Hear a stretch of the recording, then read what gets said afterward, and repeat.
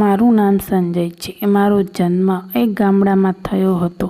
મારા પરિવારની આર્થિક પરિસ્થિતિ સારી ન હતી, એટલે મેં નાનપણમાં જ ગામડું છોડીને શહેરમાં નોકરી કરવા આવ્યો હતો. નોકરી માટે શહેરમાં દરેક જગ્યાએ નોકરી શોધી હતી અને પછી મને એક હોટલમાં કામ મળ્યું હતું. ઘણા વર્ષ મેં એક હોટલ પર કામ કર્યું. તે પછી મેં એક મોટા ઘરમાં નોકરી મળી. હું જે ઘરમાં કામ કરતો હતો તે પતિ પત્ની હતા. તે એકલા જ રહેતા હતા કારણ કે તેમનો દીકરો અને દીકરાની વહુ વિદેશમાં રહેતા હતા. ત્યારે એકલા જોડે રહેતા હતા. આ કામ પર મને બધું જ કામ આવડતું હતું કારણ કે હું જ્યાં હોટલમાં રહેતો ત્યાં બધું જ કામ કરવું પડતું હતું. મેં કોઈ કારણસર તે હોટલમાં કામ બંધ કરી દીધું. શેઠને ખબર હતી કે હું હોટલમાં કામ કરું છું, પછી મને નોકરી ક્યાં મળશે, તેથી તેમણે ચિંતા કરીને તેને મને બીજી જગ્યાએ નોકરી અપાવી, જે હવે હું નોકરી કરતો હતો. મારું આ મકાન શેઠ પણ મારા પહેલા શેઠની જેમ ખૂબ સારા હતા. મારા ઘરમાં શેઠ પણ પહેલાં શેઠાણીની જેમ ખૂબ જ સારા હતા. હકીકતમાં તે પહેલાં શેઠ કરતાં વધુ પૈસા આપતા હતા. હવે હું પહેલાં કરતાં વધુ પૈસાદાર મકાનમાં કામ કરતો હતો. અમારા મકાનમાં મને ખૂબ જ સારું રાખતા હતા.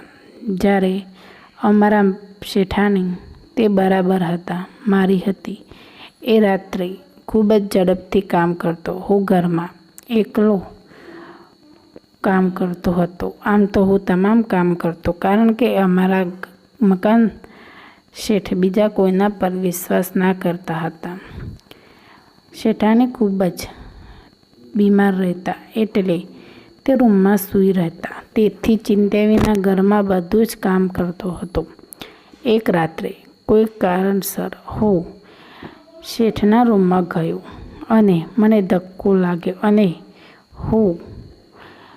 મને દયા આવી એટલે હું શેઠાણીના પગ દબાવવા લાગ્યો. શેઠાણી કેમ ઊભા થઈ ગયા. એમને લાગ્યું કે કોણ હશે, પરંતુ બારણું એટલું સમયથી બંધ થઈ ગયું અને આગત લાગ્યું કોણ આવું કર્યું હશે. જ્યારે હું શેઠાણીના રૂમમાં સફાઈ કરવા આવ્યો ત્યારે તેમના પહેલા ફોટા જોયા. હું ચોંકી ગયો કારણ કે હું માની શકતો ન હતો.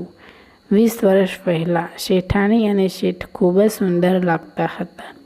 તેમની સુંદરતા જોઈને મારા તો હોશ ઉડી ગયા. હું એ પણ પુરુષ હતો અને મેં મારી આસપાસની નાની છોકરીઓ અને સ્ત્રીઓ પહેલેથી જોઈ હતી. હું યુવાન થઈ ગયો હતો. હવે મારે પણ લગ્ન કરવા હતા, એટલે મારે પણ શેઠાણી જેવી જ છોકરી શોધવી હતી, પણ મારા સંજોગો હજુ સુધરના હતા. હું આટલા જલ્દી લગ્ન ન કરી શક્યો. શેઠાણીને જોઈને મને મારી મમ્મીની યાદ આવી જતી. શેઠાણી એટલે સુંદર હતા અને એટલા સ્વભાવ પણ સારો હતો. તેથી તે મને ઘરનો ખર્ચ પૂરો કરવા માટે ગામડેથી શહેરમાં બોલાવ્યો હતો. હું મારા મમ્મી પપ્પાનો એકમાત્ર પુત્ર હતો અને મારા મમ્મી પપ્પાનો અફસોસ હતો. તેથી હું તેમનાથી દૂર રહેતો હતો અને શહેરમાં કોણ જાણે કેટલી નોકરીઓ કરીને પૈસા કમાવવાનું કામ કરતો હતો. હું શેઠાણીના ઘરમાં મારે દિવસ રાત કામ કરવું પડતું કારણ કે શેઠ આટલા કામ માટે ડબલ પગાર આપવાનું કહ્યું હતું. હું દરરોજ મારા મમ્મી પપ્પા સાથે ફોન પર વાત કરતો હતો. જ્યારે મેં તેમને કહ્યું મને અહીં કામ કરવા માટે ડબલ પૈસા મળે છે, ત્યારે મારા મમ્મી પપ્પા ખૂબ જ ખુશ થયા. તેમણે મને કહ્યું, જો તને શરૂઆતમાં જ જાણી નોકરી મળી હોત તો તને કેટલો પૈસા થત. ફોન ઉપર મારા મમ્મી પપ્પા ખૂબ જ શરમ અનુભવતા. મારા પપ્પાએ કહ્યું, બેટા, જો મને સારું હોત તો તારું બાળપણ ક્યારેય બગાડી. મારી લાચારીઓ અને મજબૂરીના કારણે તને કામ કરવું પડે છે. તું દિવસ રાત કામ કરે છે તો અમારા માટે દવાનો ખર્ચ, ઘરનો ખર્ચ, અમારી ચિંતા બધું જ સંભાળ રાખે છે. ચિંતા ના કરતો, તું બધું સારું કામ કરજે. મારા પપ્પા મને ખૂબ જ આશ્વાસન આપતા. તે ખૂબ જ સારા માણસ હતા. તે હંમેશા મારા ખરાબ નાનપણનો અફસોસ કરતા હતા. તે કહેતા હતા, બાળકો હજી જુવાન થઈ ગયા ત્યારે તેને કામ કરવું જોઈએ, પરંતુ તે જ બીમાર રહેતા હોવાથી તે કશું જ કામ કરી શકતા ન હતા. જ્યારે શેઠાણીના ઘરે હું કામ કરતો ત્યારે મારે ઘણી સમસ્યાઓનો સામનો કરવો પડતો. મારા માટે અહીં રહેવા માટે એક આઉટ હાઉસ આપ્યો હતો. હું ત્યાં રહેતો હતો. હું આખો દિવસ ઘરમાં કામ કરતો અને સાફ સફાઈ બધું જ કામ કરતો. હું તેના ઓફિસમાં મોટાભાગનું કામ ઘરેથી કરતા હતા.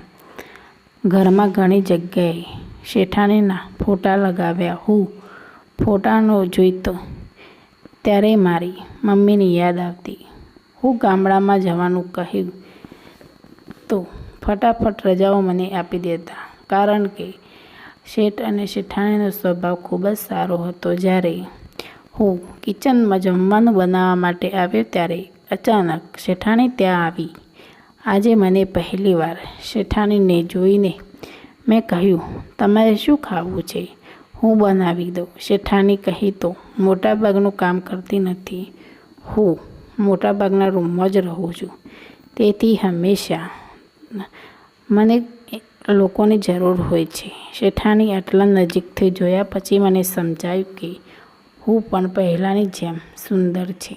એમને જોઈને પણ કહી શકતું ન હતું કે તે પરણેલા છે. શેઠાણીના રસોડામાં આવી મારી પાસે પાણી તેને કહ્યું, બેટા, તારી મમ્મીની યાદ આવે તો મને કહેજે. તારે જે પણ કામ હોય તો હું તરત તમને કહીશ. મારું નામ પૂછ્યું. જ્યારે મેં શેઠાણી તરફ જોયું તો શેઠાણી મને માથામાં હાથ ફેરવે અને આશીર્વાદ આપ્યા.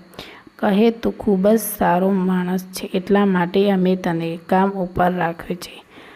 અમારે કોઈ સંતાન હોય છે એટલા માટે છોકરો જ જાણીએ છીએ. નોકરી કરતો હતો તેની શેઠાણી અને તેની છોકરી રહેતા હતા.